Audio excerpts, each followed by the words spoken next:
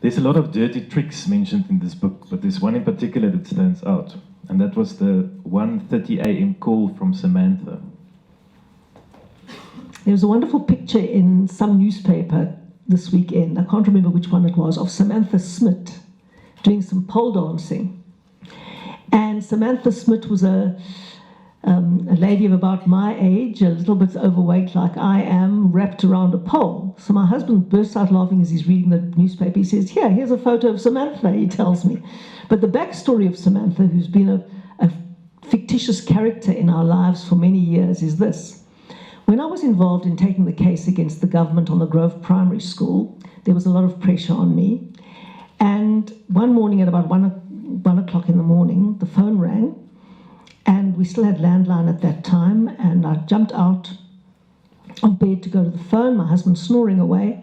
I get to the phone, I answer the phone, and there is this sultry voice on the other end of the phone. And she says, "Is that Mrs. Marie?"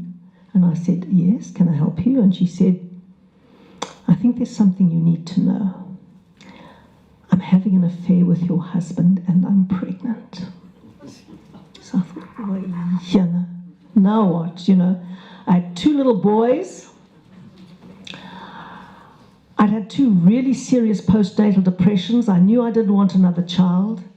It didn't occur to me for a second that my husband would leave me for someone. But I thought, well, now we are going to have another child, whether I want another child or not, because I knew he would never, ever leave a baby that he'd made with someone else, so we'd get the baby. That was in my head. So I'm sitting on this chair thinking, oh, my goodness, what do we do now? So I said, well, my husband's here. Do you want to speak to him?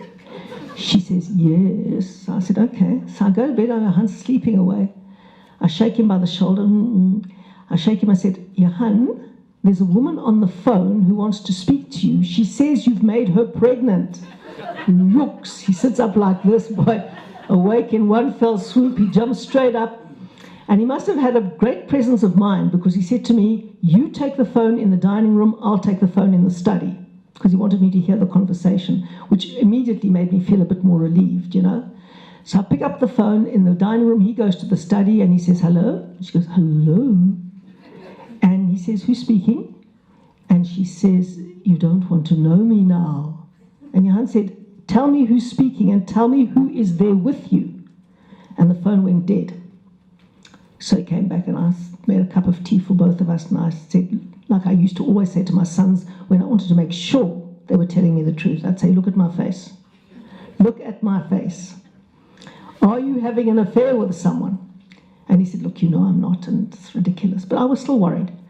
The next morning, he's in the shower, and I hear him laughing like anything. I go and I say, what's so funny? He says, last night we forgot. I've had a vasectomy. I can't make anyone pregnant.